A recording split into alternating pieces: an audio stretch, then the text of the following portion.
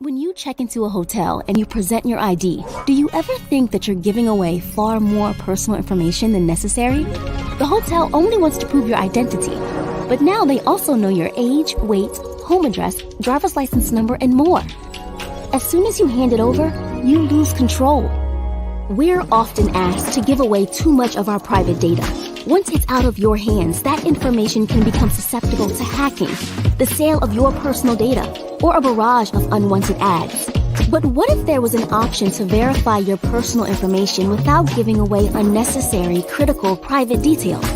Verifiable Credentials, a pillar of Web 5, solves this. There are digital certificates of claim that are easily shared in a private and secure way. They can prove your legal name, age, ownership of an asset, or anything really. Verifiable credentials limit the amount of data you share to only what's required, and they can't be tampered with or faked. Let's reimagine how identification could work. With Web 5, the government issues a verifiable credential that proves your identity and lives in what we call an identity wallet. So now when you check into the hotel, you present the front desk with a verifiable credential and share only what the hotel needs. This establishes that you are who you say you are, without giving away more personal information than you'd like. Verifiable credentials make proving claims easier, more private, and more secure.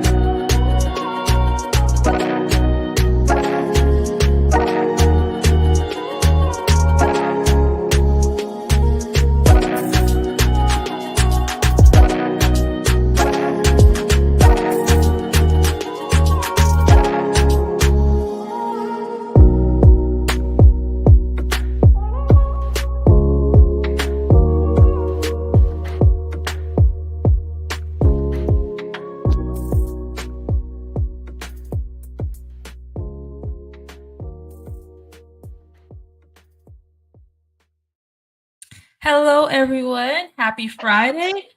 You're currently watching tbdevs. And if you don't know what this is, it's basically a weekly Friday live stream where I talk to SSI experts about what they're building and the ecosystem, just so we can all learn more. Before I tap into introducing our guest and chatting with our guest, I'll just let you know a bit of our agenda. Today, we have an hour, or I guess less than an hour now, to go through like introductions, a quiz, a demo, and we'll talk about Q&A. I'll say hi to Angie. What's going on, Angie? And then also for the audience, feel free to type in the chat. One of the questions was, if money wasn't an issue, what would be your dream job? While we wait for more people to tune in, I'll play a couple of videos. One is on what you will usually expect from this live stream. And throughout the stream, you'll get a couple more videos of cool announcements.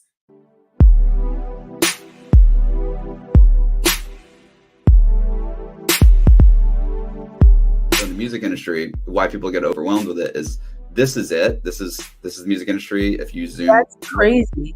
Like this is every participant and every legal contract. And so yes, it's really complex, but if you simplify it into a supply chain as a precursor to why SSI, why decentralized identity is so important, you have a lot of different industry identifiers. This is how you get paid, and your music, where it's used, gets tracked throughout the world. When we were learning about Web 5, it really showed that there's so many possibilities regarding user safety and privacy that you can do with Web 5, so which is what the main focus we wanted our app to embody. Especially with the ride-sharing experience, in doing our research, we found we're especially concerned about protecting their payment details, their location. These are really sensitive pieces of information. We're really compelled to help people feel safe and secured in our version of a ride-sharing app. Suppose a Brazilian banking institution wants to leverage your tools. What would the flow be like? What are the protocols used in order to implement this flow? A couple of different ways it can work. Sometimes if it's just that direct institution, they'll integrate with us using APIs in the back end. So that institution controls the front end. They can control the wallet, they can control their traditional web app, that then calls Finclusive to do those compliance checks and issue the Finc ID for them. Finclusive can issue the wallet, but typically it's our partners are doing I think education is probably what the internet was built for, sharing information, sharing knowledge. Platforms like YouTube, Twitch, etc. have done a fantastic job of connecting people who know a lot of information. However, it's very hard for someone to go onto YouTube and understand that the person that they're learning from is verified, a good educator, knows what they're talking about, 20 years in the business or whatever it is.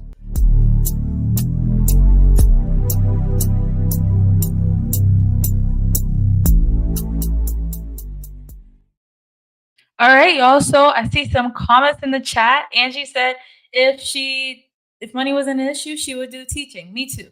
That's what I would do. But I will teach like nothing math related, nothing computer science related. I would teach English. And then I see in the Discord, hey to Prodigy 1. I wish I could highlight y'all's comments. Hi Prodigy 1, hi to Thomas, hi Rewired, and hi Alex JCBTC. And Thomas had me laughing because he said, if money wasn't an issue, who needs a job? All right. So, Sebastian, hey, you've waited long enough for me to talk to you. I have an icebreaker question for you. I normally do this just to liven up the conversation and keep the guests on their toes. My question to you is, do you have a candy that everyone likes, but you just think is disgusting? Is there any candy in your mind that you're like, everybody really likes this candy, but I think it's a nasty candy? And by the way, you're muted, just so you know. So you can unmute. Oh, you're muted. Let me unmute you. Oh, no, you have to unmute yourself. There you go. So it's more than one. I think it's all these spicy candies, right? I don't get when candies started being spicy, but I hate them with all my soul. Okay, I get you on that. I like a lot of weird candies, and I was trying to convince myself that I like those spicy candies, but I've had like this spicy candy in my what's it called, cabinet for like 2 months, so it's clear I don't like it. But that's a good one. I don't like what are those? There's these little the Halloween stuff. I don't know what they're called, but they're like these little candy corn. I hate it. They're so nasty. I think when it comes to variety and diversity of candies, I think in US you have much more to choose from than in Europe. Really? Oh, I think so. Interesting. So you got people do say y'all's food is more healthier, so that makes sense. And Angie said there'll be no candy corn slander on this stream, and I just said it. Let's move into the technical stuff. I wasted enough time. So, Sebastian, from looking at your LinkedIn, I always do a little bit of research before people come on. You've been in product management for a number of years. Particularly, I noticed that you were in like data cloud strategy, content management solutions. Can you explain what led you to dive into the world of SSI? Yes, I've been in product, I think, more than 20 years now. So it's clear that is the thing that drives me, right? It's designing things and strategizing, also admiring the work done by others in product. And usually I move from one world to another every 3-4 years because I get bored easily. So once I have learned everything about that product, that market, that industry, then I move to another industry. And that's why my profile is jumping from e-learning to cloud to distribution and now SSI. My jump to SSI was, I would say, the most meaningful or the more ideological one for me. I was born in Argentina, and my parents were raised me during the period of dictatorship, right? So, and there was the way information or how the information was being collected and the people was being prosecuted had a direct impact on members of my family. So identity and privacy were always close to my heart.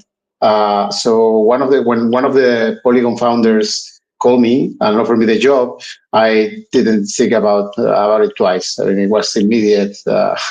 quite immediate reaction to this type of job. Wow, I love that. Like how it connected to you. And it's so interesting when they bring people on this live stream that are from a different country or like than the US or something like that. They really do have like some kind of meaning tied to why they're in this. Whereas maybe some people in the US, Angie was talking to me about this, they might look at like SSI or and stuff like this as like wealth building, but like in outside the US, it's more of like a survival mode or things that you wish was better from like your past. So thanks for sharing that. Oh, wait, what's been the most exciting part of working in this space for you? Probably the learning. It never ends. I love learning. That is the thing that keeps me in an industry, right? And the reason I'm not even considering to move outside of identity or Web3 is because there is so much more to learn, and it's moving super fast. So I think being here, being in the industry is just very exciting, right? And then talking to some organizations, you get to talk to people that are doing very interesting jobs in the NGO space, or you get to talk to countries, big organizations. They are all rethinking identity, and these discussions are also very interesting and enriching for me. Yeah, I love that. I found the same thing. That it's been a lot of new learning for me. I've been almost in this space for a year now, and I'm like, there's always something new, and I feel like we're really pushing the boundaries in this industry. All right, so really quick before I dive into a product, I'm gonna do a quick break for y'all, just so you know. There's a tbdevs hackathon going on right now, and I'll show you all. It's 15 seconds, just so you know what's gonna happen.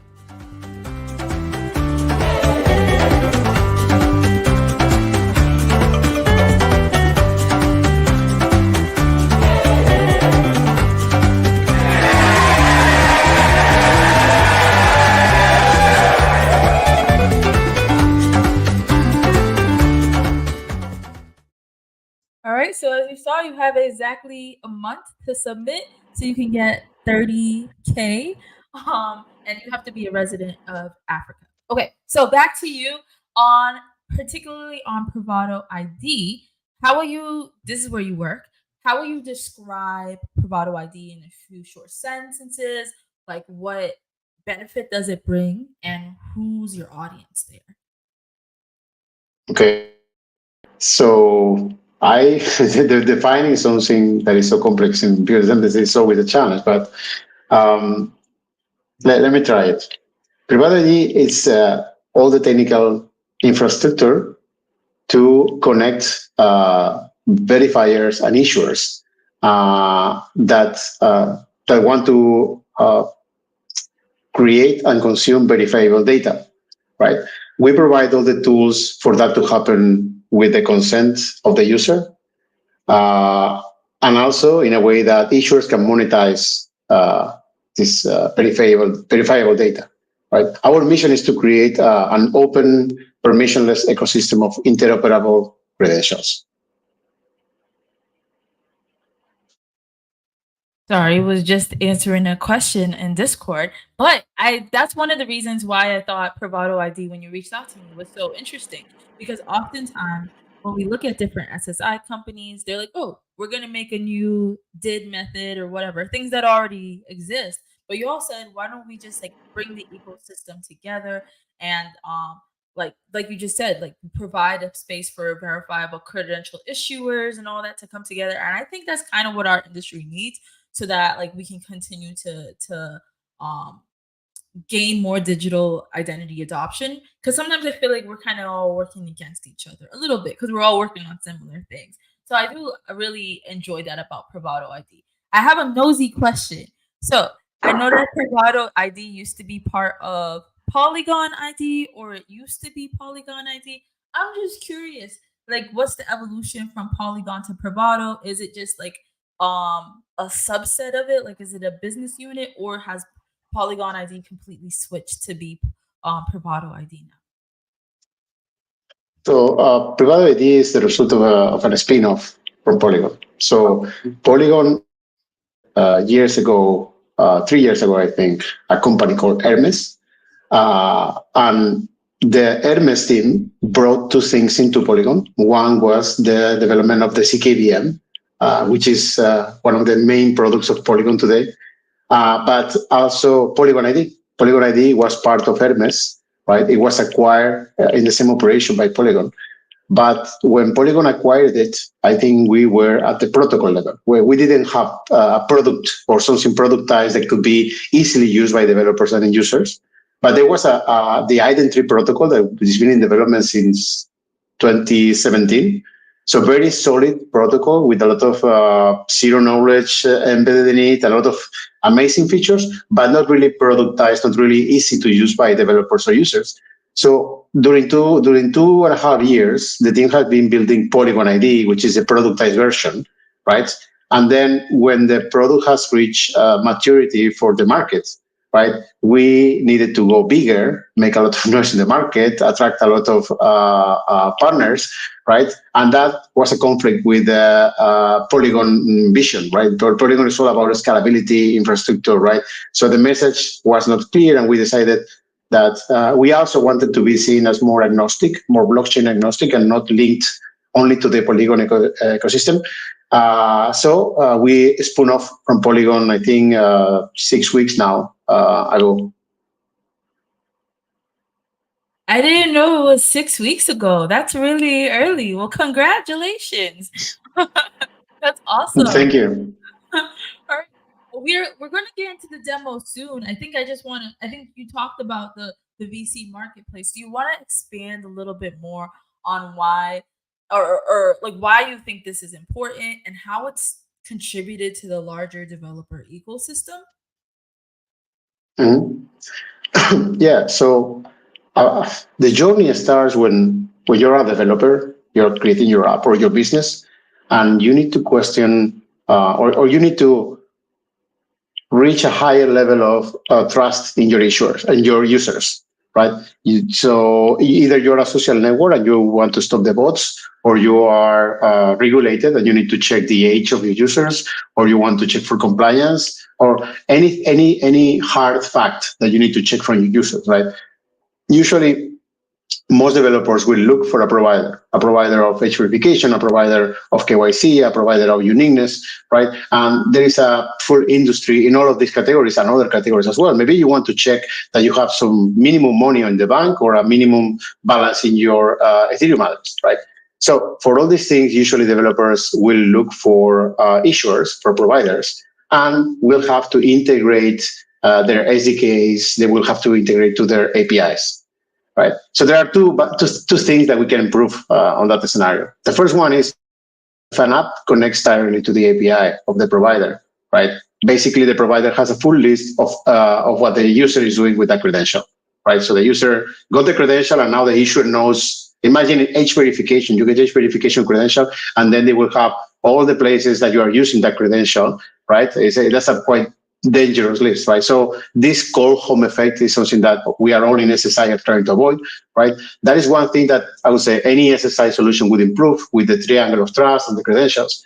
But also we want to be the single point of connection to a marketplace of issuers, right? So instead of connecting the SDKs or having to decide for one issuer or another, right?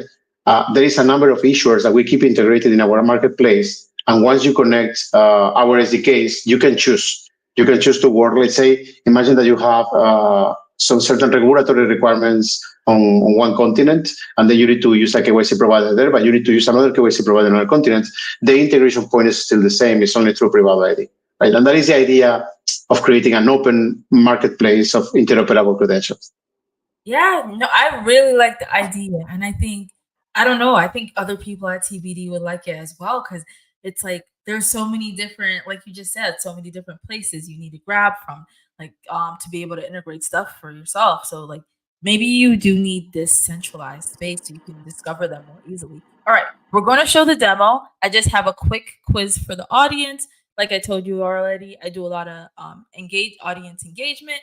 Y'all, to the audience, this is a quiz we done before, but I believe in a little bit of repetition to remind you how things work. So feel free to type your answers in the comments.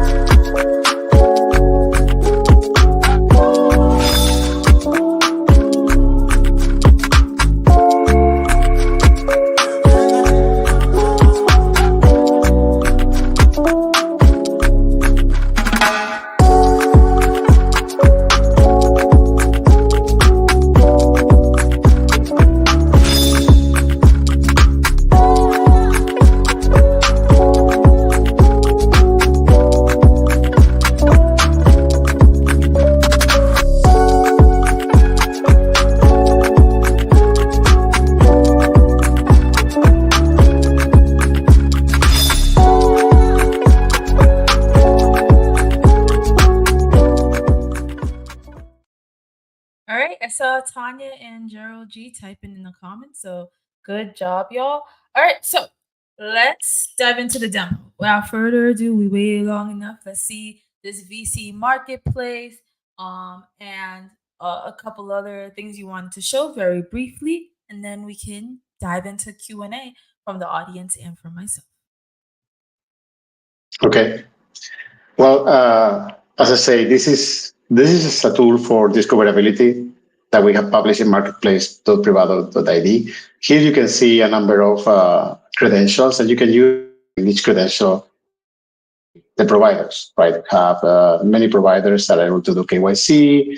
If you want to go for humanity and uniqueness, we have also providers for this. All these companies are using our technology to issue credentials, right? They have the issuer node, which is this one here installed, right?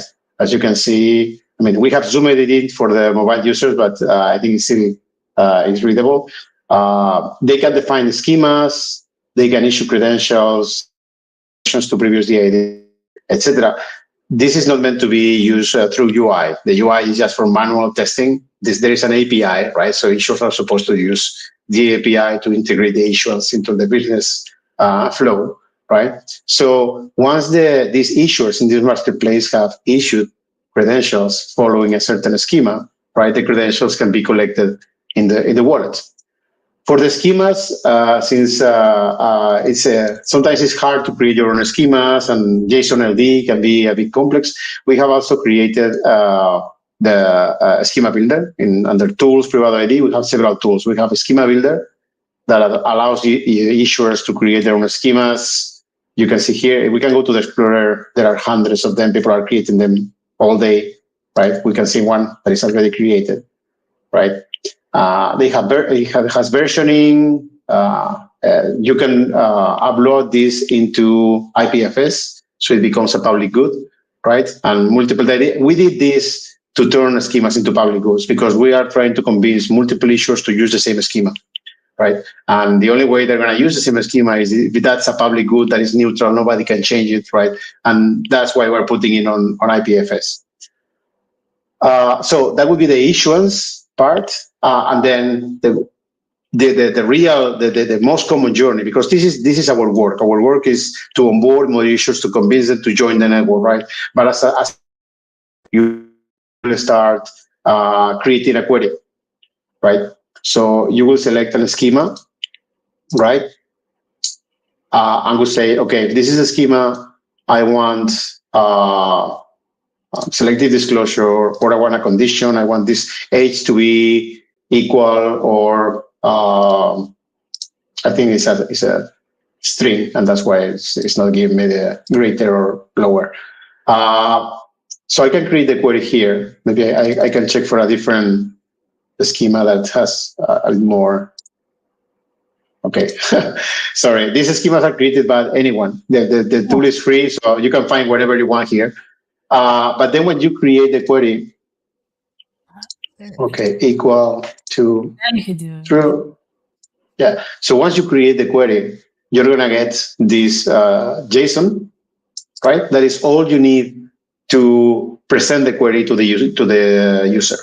So People don't need to learn anything about CK. They don't need to write circuits. They don't need to do anything at all. They just need to create this text here. Of course, there is some setup in the back end of the verifier because the wallet cannot send the answer directly to the front end because it can be tampered. So there is some back end work that is need to be on the verifier. But everything that relates to creating the query, the CK query, right, the zero knowledge query, that is completely, I would say, automated or no code, right? Now, once the verifier does it, and we have a demo here, right, in Web Wallet demo PrivadoID, we have a demo of proof of liveness, right? Credentials can be verified on-chain or on-chain. So you can send the verification, the result of the verification, you can send it to a web page. That is the most likely case, right? But since we are blockchain native, right, you can also send the zero knowledge proof on-chain and verify credentials directly by smart contracts. That is a unique feature that we have. So this button here basically includes the query that you have seen before, right? So we may ask, you are from this country and you are over 18 and you are not from this region or whatever we want, right? Here we are only asking for you to prove that you are a human being, right? And the thing is, well, first of all, the authentication happens to my wallet. Have an account. It's created on the fly, right? My first, the screen, okay. This is my first wallet. I don't have to download anything. I don't have to install anything. The user doesn't know that the wallet is being created on the fly, right? And then I see that the application is for a certain type of credential, which I can see, right? It's asking me for human, Boolean, etc. Oh, sorry. So if I don't have the credential, because in this case I don't have it, it's unclaimed, right? I think this is one of the biggest mistakes in most of the SSI solutions right now. The traditional flow of SSI solutions is you have an app and you scan the QR code to collect your credential somewhere in some web page, and then later you go to the verifier and you scan another QR code to present it. These are two steps into different scenarios that need to happen asynchronously, right? But people don't collect credentials just for the pleasure of having credentials. They collect credentials when they need them, right? So here, the issuers that you have seen in the marketplace, right, are embedded into the wallet, right? So into this web wallet.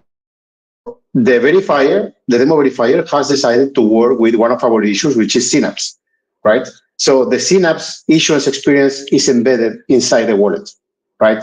I won't do it now because it's quite long and it will take me the face scan and everything, right? But all the experience is embedded here, and once this, I cannot use it because the camera is being used by this stream. So I only have one camera, sorry.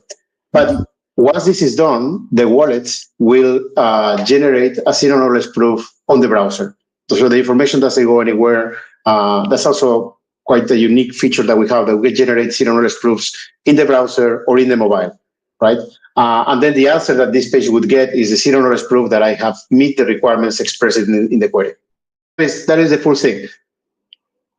We actually have a question that came in. This is a good demo.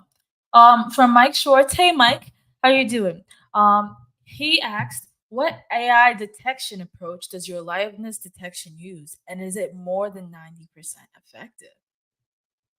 Okay.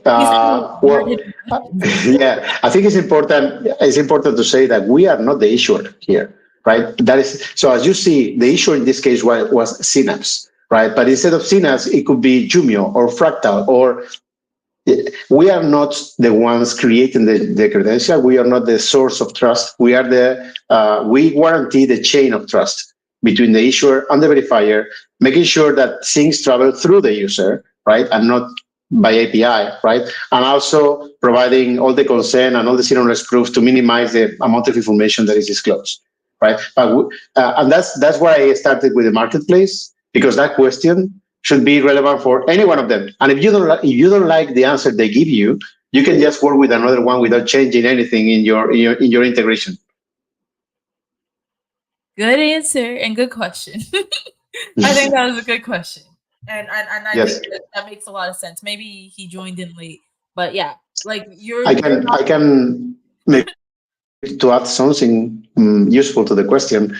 I would recommend Mike to check on NIST. NIST does periodic testing of AI detection and AI estimation providers, and there is a ranking and everything, right? And this is on an ongoing basis every 6 months. So I think NIST is the organization that probably has the best information about it.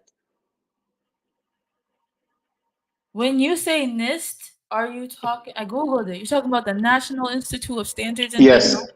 Okay. Yes. I'll check that out. I'll put the link in the chat. I know Mike is really good at asking hard questions. He runs a live stream as well. Let me try to get this in the chat for people. So yeah, feel free to check that out, NIST.gov / artificial intelligence. I'll let you keep going. So sorry about that. Did you have? No, I would say this is the journey that we expect. So we expect developers to create their queries, first to choose their providers, then knowing the provider and knowing the schema they are using to create the query that they want and implement it like a button like this. They don't need to do anything else. Then for the users, again, our hypothesis is that people don't care about identity wallets until they need them, right? And then once they have used it, they forget them. Right? And that is perfectly fine.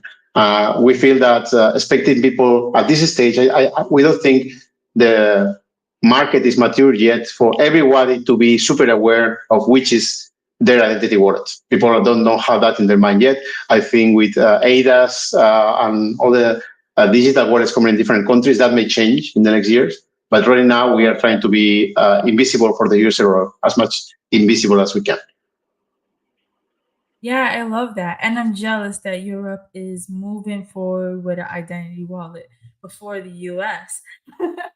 But I think it's a good start for the rest of the world as well. And like you said, other countries too. I actually have a question, right?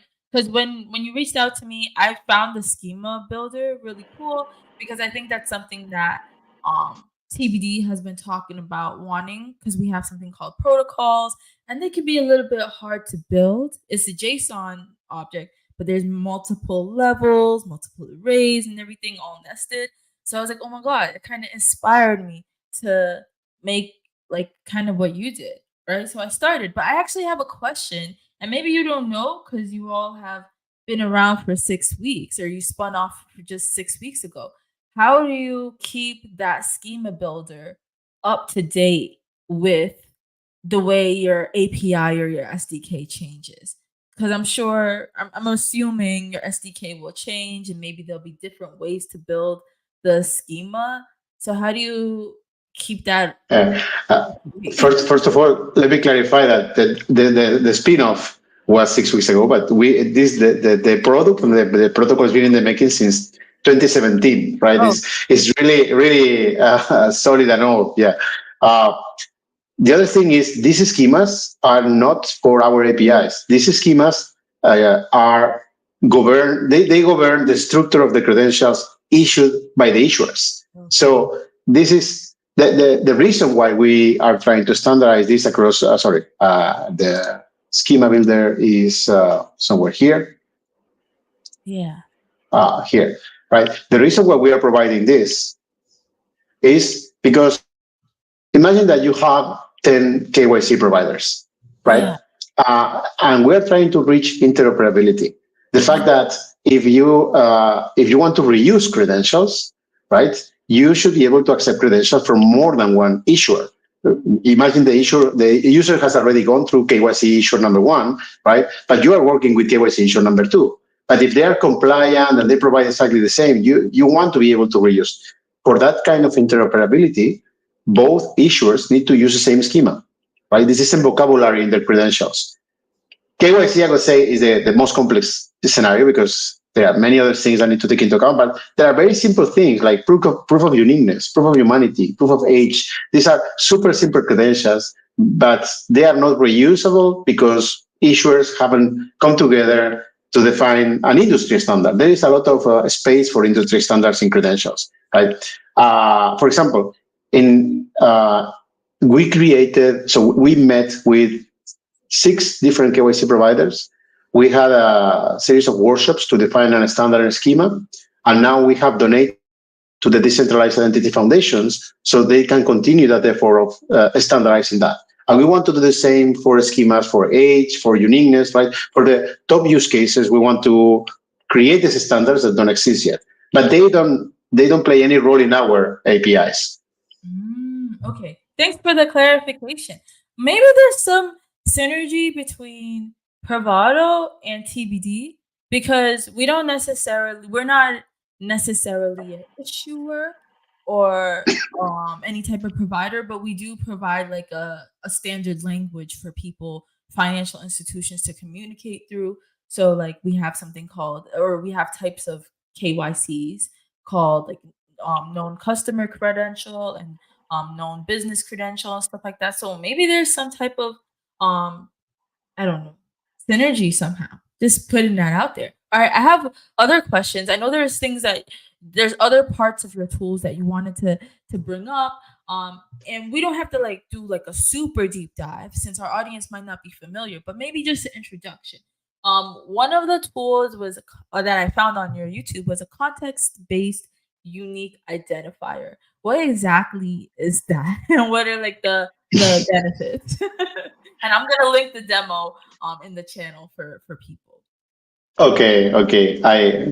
I do have slides about it, but I think it's better if I talk it through. So let me go back again to the query builder, right? So in the builder, if I choose, let's say,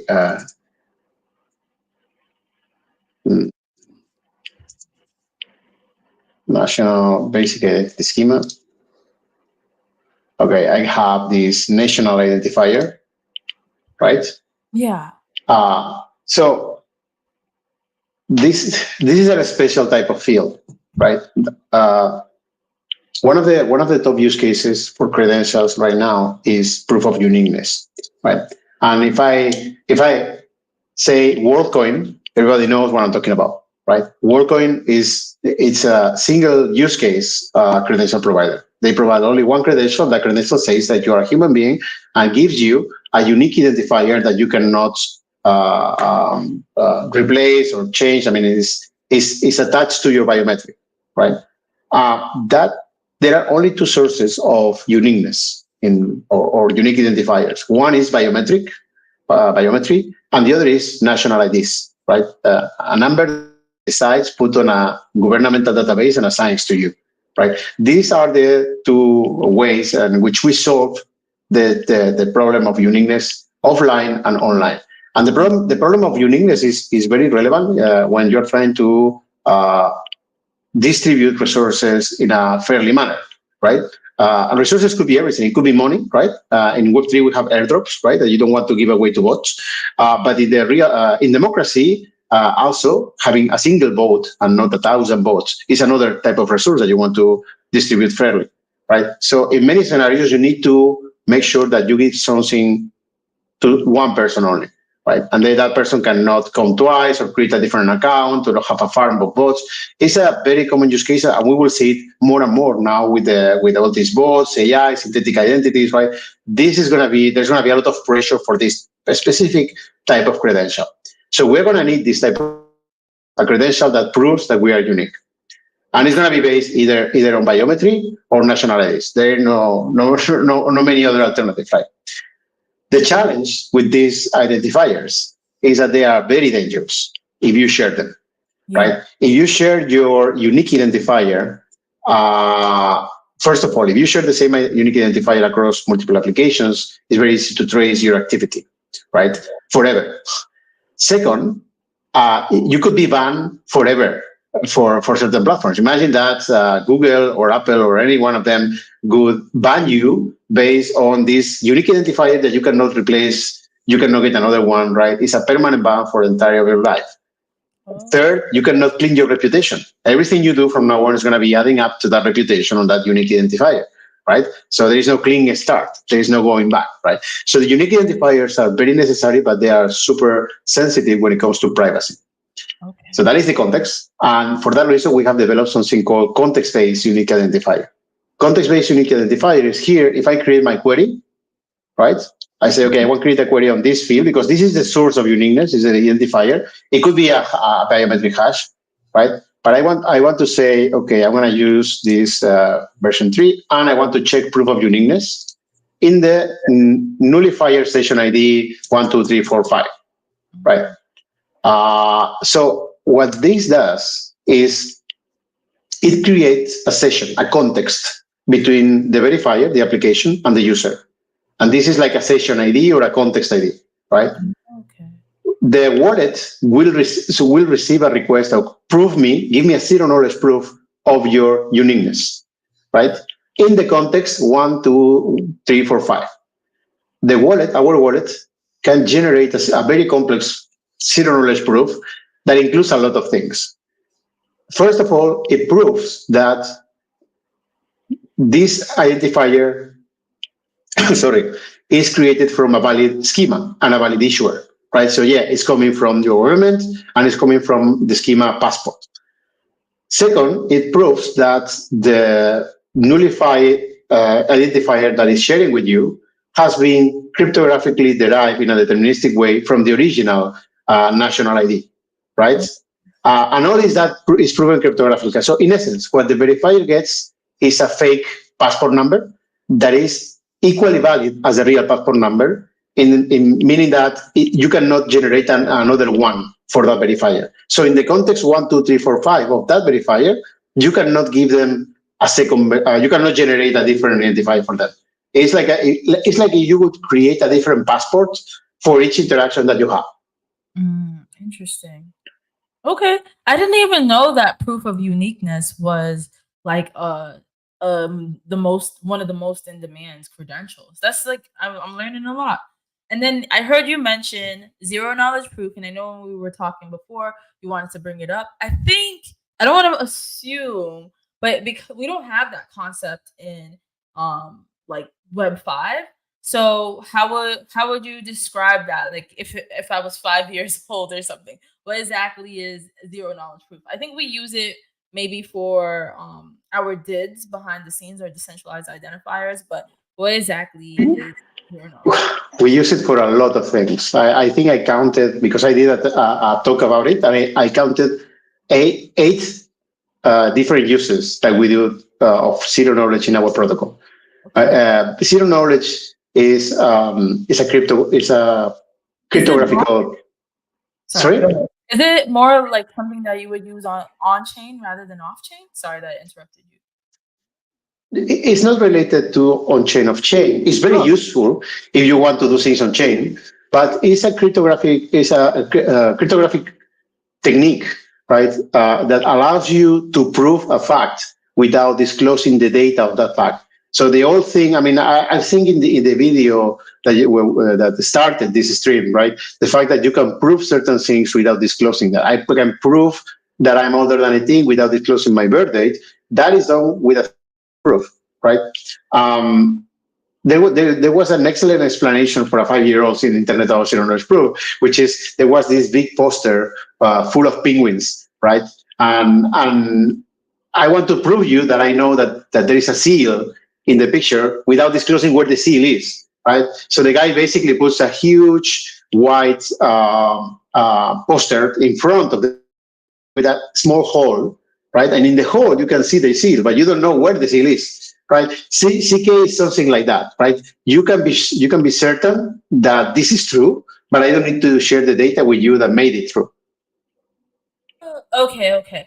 Because at first I was like, this sounds like selective disclosure, but it's not exactly selective disclosure. No, with selective disclosure, we use zero knowledge to be able to do selective disclosure, because the challenge with selective disclosure is that you have a verifier credential that is signed, right, by the issuer.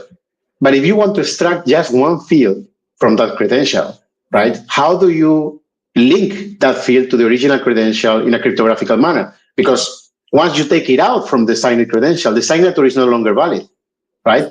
And you cannot resign it because the issuer is not there. So what we do, for example, is we generate a zero knowledge proof that proves that that piece of data is contained in the credential without revealing the full credential. Interesting. That's cool. All right. And then one last question before I move into like I usually do like a little bit of fun non-technical questions is Mike is asking what are the 8 things that you prove with ZKP? If you give me some time, maybe I can find. In the meantime, Yeah, oh, go ahead. I think I did. But it's still with my old Polygon ID identity, right? But these are, I think there's one more that I added later, but I think there are some of them, right? So we do private credentials revocations. We do key rotation. Key rotation is something that most DID methods miss, right? And we are able to do key rotations thanks to CK proof. We do nullifiers for DIDs. This is what is called pairwise DID. So in the same way that with the same concept that I explained for the uniqueness, we use it for DIDs in the way that you present a different DID to each verifier. Trustless verification on chain. So the reason why we can verify things on chain or smart contracts is because we don't send the credential. We send proofs of the credential. You never want to send a credential on chain because the data is going to stay there forever. This is too difficult to explain right now, but let's say we can give smart contracts their own identity. They can act as trustless issuers, and that's thanks to CK. We have this context-based unique identifier that I just have described, and then selective disclosure is another one. And I think there was one more that is slipping my mind right now, but there was another. Wow, you were prepared. So hopefully that answered the question for you, Mike. And then Angie is like basically emphasizing what you were saying. Over 21 true. That's a zero knowledge proof. And then or the ZKP. And then also she's saying, but the selective disclosure is showing a subset of claims from a VC. So that taught me a lot. All right. So sorry to cut you off. Since we're nearing the end, I want to quickly just show a highlight of all the community members or the community monthly spotlight members for July 2024, and then we'll move into some of our like more what I will call like fun non-technical questions, and we'll start wrapping up the stream. All right.